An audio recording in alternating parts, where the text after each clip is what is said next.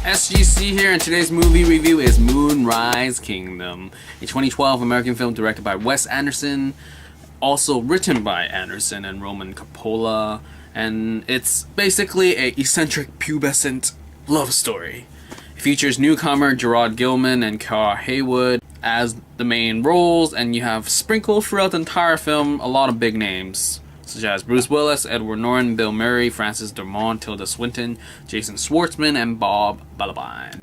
So basically the plot is, could say it's sort of like Romeo and Juliet.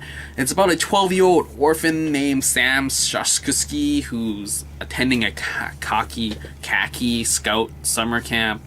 And there's also Susie Bishop, who's also 12, living on the same island that the camp occurs.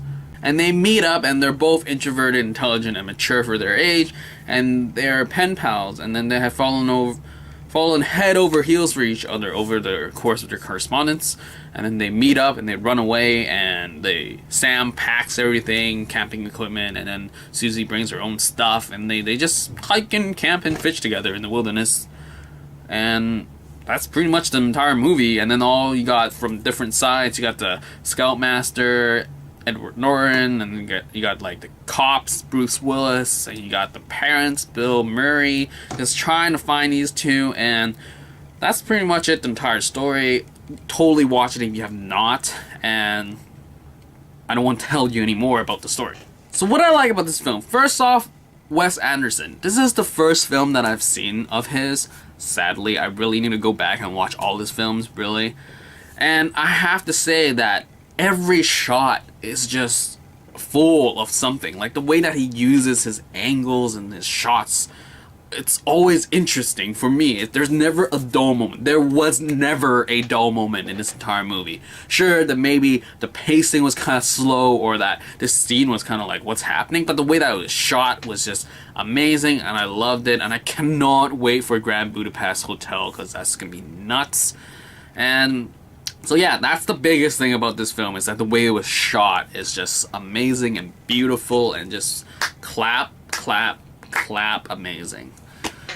And also then you have the cast. This cast is just hilariously quirky, and just, I really loved it. It was written by both Wes Anderson and Roman Coppola, and it's just all these like things and feelings were just really awesome. I just really enjoyed seeing anybody on the screen. Their quirkiness with their lines, their dialogue, and just the way that they walked or the way they carried themselves was enjoyable. And I just really enjoyed it. So, shots we got covered, the way that it was written, the storyline sure is simple, but it works here and it's great and it's not overtly complicated.